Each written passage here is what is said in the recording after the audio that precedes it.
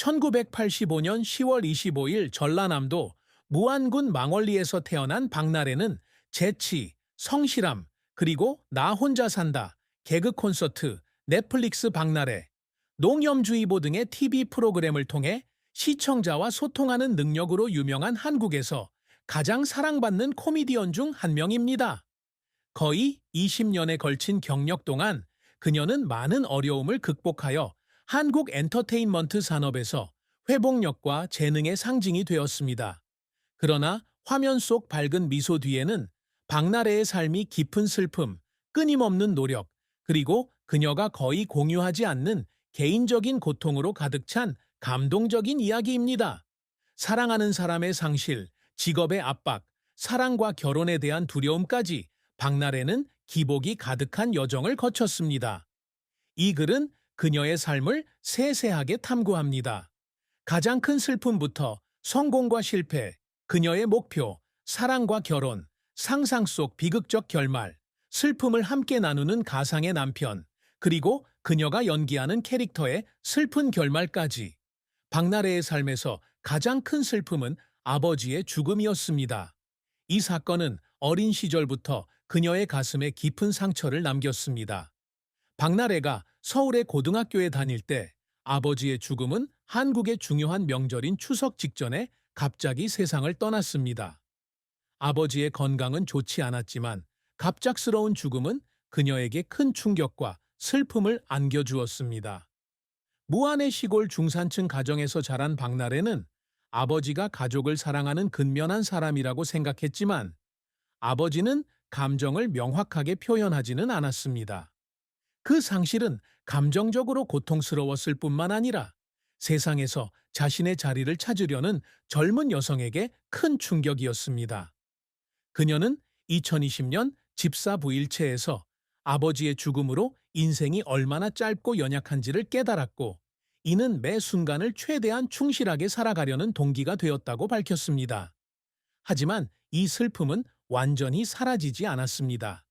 그녀는 아버지에 대한 후회를 자주 토로했는데, 특히 아버지와 함께 김치를 담그던 시절을 떠올릴 때면 더욱 그랬습니다.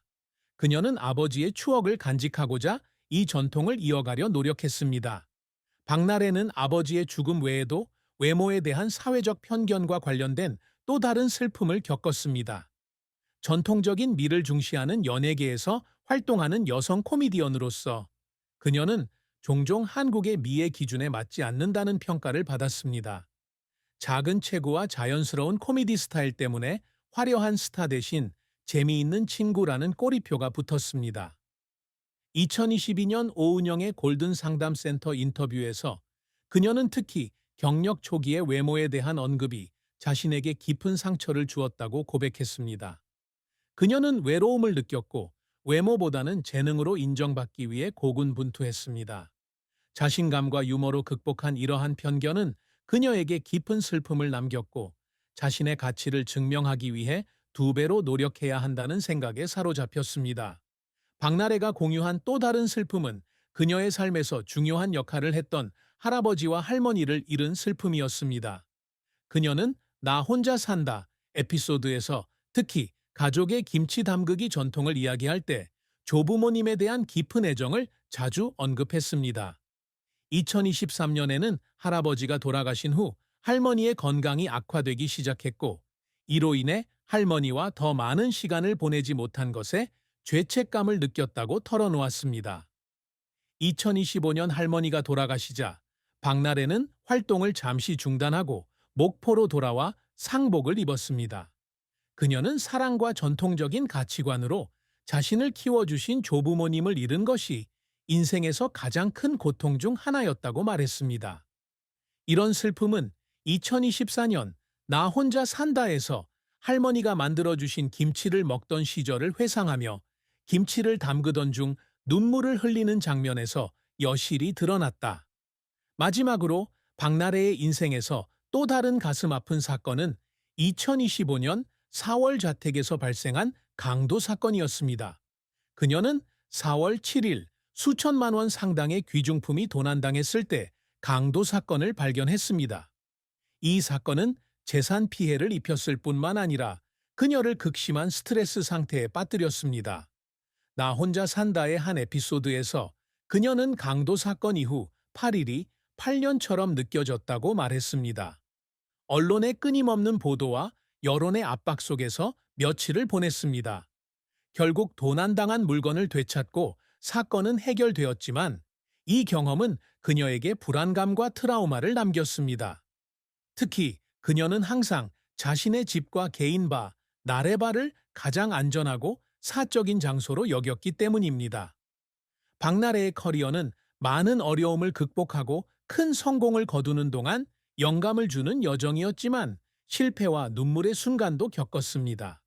무안의 작은 마을에서 태어난 박나래는 어린 시절부터 예술가가 되는 것을 꿈꿨습니다. 그녀는 안양예술고등학교에 다녔고 나중에 상명대학교를 졸업했는데 그곳에서 연기와 코미디 실력을 갈고 닦았습니다. 2006년 그녀는 21기 코미디계 오디션에 합격하여 KBS의 개그 콘서트에서 공식 데뷔했습니다. 그녀의 타고난 코미디 스타일과 자신을 조롱하는 것을 두려워하지 않는 그녀는 빠르게 청중의 관심을 끌었습니다.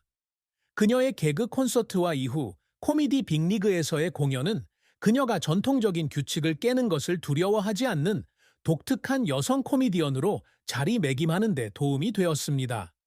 박나래의 경력에서 가장 큰 이정표 중 하나는 그녀가 2015년 AMB 리얼리티 쇼인 나 혼자 산데 합류했을 때였습니다. 이 쇼에서 그녀는 싱글 라이프를 공유했습니다. 그녀의 성실함과 유머로 그녀는 특히 기안84와의 방송 우정으로 인해 빠르게 가장 사랑받는 멤버 중 한 명이 되었습니다. 그녀와 기안84는 2017년 AMB 연예대상에서 베스트 커플상을 수상했고 이마키스 퍼포먼스는 기억에 남는 순간이 되었습니다. 나 혼자 산다는 그녀에게 명성을 가져다 주었을 뿐만 아니라 가족, 삶, 그리고 고난에 대한 이야기를 공유하며 개인적인 차원에서 대중과 소통하는 데에도 도움이 되었습니다. 2018년 박나래는 자신의 삶, 커리어, 그리고 바텐딩에 대한 열정을 담은 책 에이셔 나랩에 오신 것을 환영합니다. 를 출간하며 큰 성공을 거두었습니다. 같은 해 그녀는 재능과 헌신을 인정받아 한국 올해의 코미디언 2위에 선정되었습니다. 2019년에는 넷플릭스에서 스탠드업 코미디 쇼 박나래, 농락주의보를 공개한 최초의 한국 여성 코미디언이 되었습니다. 이 쇼는 커리어를 쌓는 데 큰 도움이 되었을 뿐만 아니라 성별과 외모에 대한 고정관념을 깨는 대담한 유머를 선보이며 한국 여성 코미디언들에게 중요한 이정표가 되었습니다. 그녀는 또한 2020년 로스앤젤레스 코리아타운 윌턴 극장에서 열린 권위 있는 행사인 넷플릭스 이즈 어 농담 페스트에 초대되었습니다. 또한 박나래는 진행을 통해 자신의 입지를 더욱 공고히 했습니다. 김성주, 조정식과 함께 2019 SBS 연예대상 공동 진행을 맡았고 라디오스타, 범인은 바로 너, 박장의 LOL, 연애의 리그 코칭 등 다수의 프로그램에 출연했습니다. 2016년부터는 DJ 활동에도 도전하며 꾸준히 음악 행사를 진행하고 있지만 항상 좋은 평가를 받는 것은 아닙니다. 코미디부터 진행, DJ, 작사까지 다재다능한 그녀의 모습은 끊임없이 성장하기 위해 도전하는 아티스트의 모습을 보여줍니다. 하지만 박나래의 커리어는 항상 순탄치만은 않았습니다. 특히 코미디 빅리그의 코미디 코너에서 비판을 받았을 때가 가장 큰 시련이었습니다. 일부 시청자들은 그녀의 코미디 콘텐츠가 너무 과격하거나 부적절하다고 비판했고, 이는 소셜미디어에서 부정적인 반응을 불러일으켰습니다. 특히 다른 사람에게 상처를 주지 않으면서도 웃음을 선사하려고 노력했던 그녀는 이러한 비판에 상처를 받았습니다. 그녀는 라디오스타와의 인터뷰에서 이러한 비판을 통해 자신의 코미디 스타일과 시청자에게 어떻게 비춰지고 싶은지 다시 생각하게 되었다고 밝혔습니다.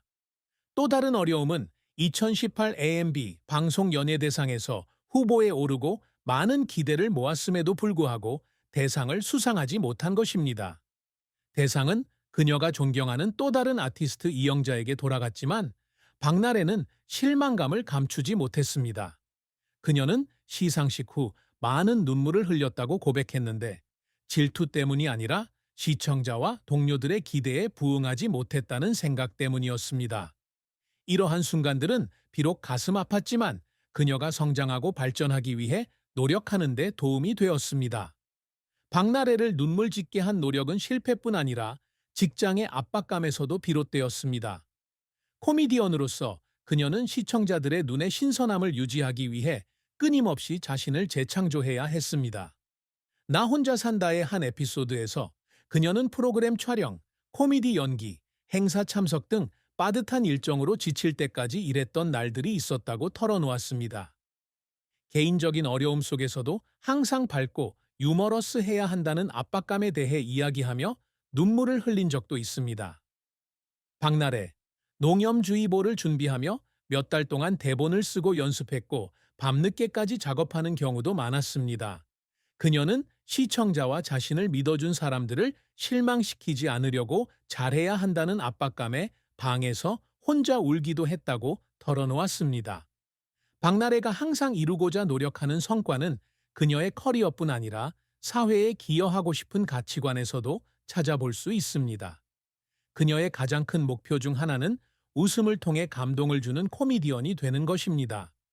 다른 코미디언들과 달리 그녀는 항상 타인에게 상처를 주는 코미디가 아닌 자신을 희화화하거나 일상적인 이야기를 풀어내는 코미디를 만들려고 노력합니다.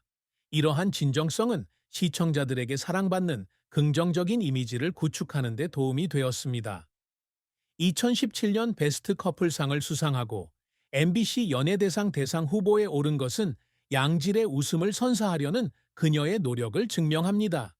박나래는 자신의 플랫폼을 통해 지역사회를 지원하는 데에도 열정적입니다. 2018년에는 유재석, 강호동, 신동엽 등 유명 아티스트들과 함께 국민들의 지방선거 참여를 독려하는 613 투표하고 웃음 캠페인에 참여했습니다. 그녀는 이를 사회공헌의 한 방법으로 여기며 특히 아동 및 노인